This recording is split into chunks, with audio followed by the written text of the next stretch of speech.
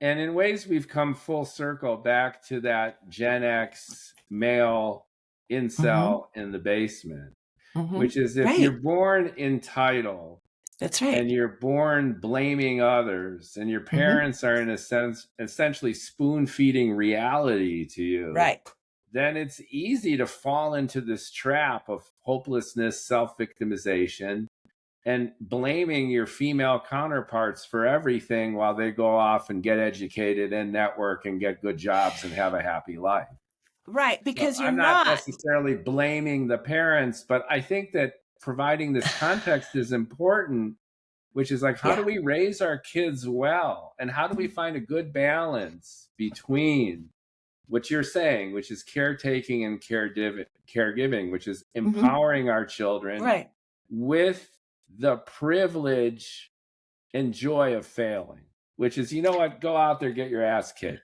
But you know what? Get up and go out there again. Right. But see, what's underneath that is I feel worthless because my parents were always doing for me what I could do for myself. Yeah. And they were Yeah. always correcting me. I was always supposed Yeah. to be 30 when I was 3. I was Yeah. always getting shamed and corrected, right? So I Yeah. feel like shit on the inside, but I have learned how to blame. 100%. So It's I a never paradox. deal with the fact that I feel like Right. shit, which is why I am making everyone else responsible. And I have people in front of me that are demonstrating this, but they get to because they have so much money. I guess you get a free ride when you have so much money. Yeah, they have free much money, or they're really popular on social media spouting this crap. And you Crap, know, right. it's negative reinforcement fueled by Mhm. this paradox that you've illustrated, which is really profound, which is, on the one hand, you have to be a winner. You got to win. And on the other, I'm going to do everything for you. I'm going to wipe your ass before you even roll out of bed. And that Right. creates this disaster of a generation, which is It like, does. go get them, Junior. And oh, by Right. the way, you know, here's another shirt that you should wear, or another coat. And are you feeling okay? Yeah. Oh, Right. you left your coat at home this morning? I'll bring it. You left your lunch at Yes. home? Oh, I'll I'm bring going to it. text you at school on your phone 36 times to make sure Right. you're okay, distracting you, distracting the other students, and embroiling myself in your bullshit. Right. And I'll tell you a piece of research you're going to love.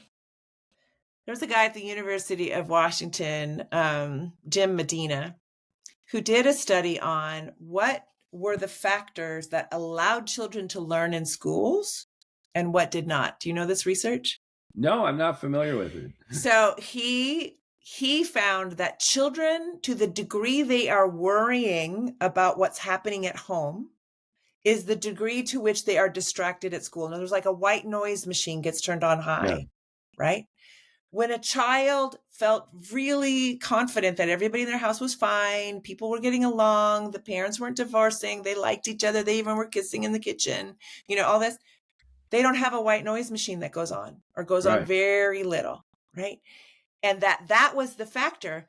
Do you know how many kids, when my last probably decade of teaching grad students, I would ask, how many of you saw your parents' marriage? What do you mean? Well, like, did you see them kiss or hug? Or Right. did you see them with their door closed saying, don't come in unless you 5%. knock, 5%. or Right. we're Yeah. going out, we're leaving you guys at home, or we're going on a Right. trip. Did you see their marriage? Right. I had so many 25 to 35-year-olds that were saying to me, I never saw that. Right. They came to all my games, they came to parent teacher conferences, but Right. I never saw their marriage. Yeah. Yeah. Yeah. I grew up in a diverse neighborhood in Chicago's North Side, and it was a lower middle class, semi-sketchy neighborhood, urban, suburban kind of cusp. There was a German family who lived just up the street. We were Hungarian emigres, and they were German. And I remember one of the most astonishing things that I can recall in my childhood is that the husband and wife duo of the German family who lived up the street, they had 3 kids. They were taking a walk in the neighborhood and they were holding hands. I couldn't believe that.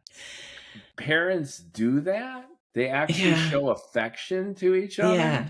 Yeah. And It was mind-boggling to me yeah. as a child.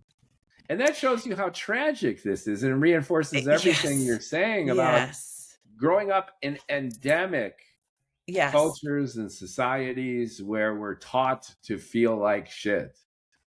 Yeah, It kind of exactly. sucks, doesn't it? Well, Doesn't and the it fact suck? that you remember that so clearly says how much that impacted you. Right. Right? Right. That's how big it is. So we have to say seeing love is foundationally important to the security that child will feel and take into their adulthood or not.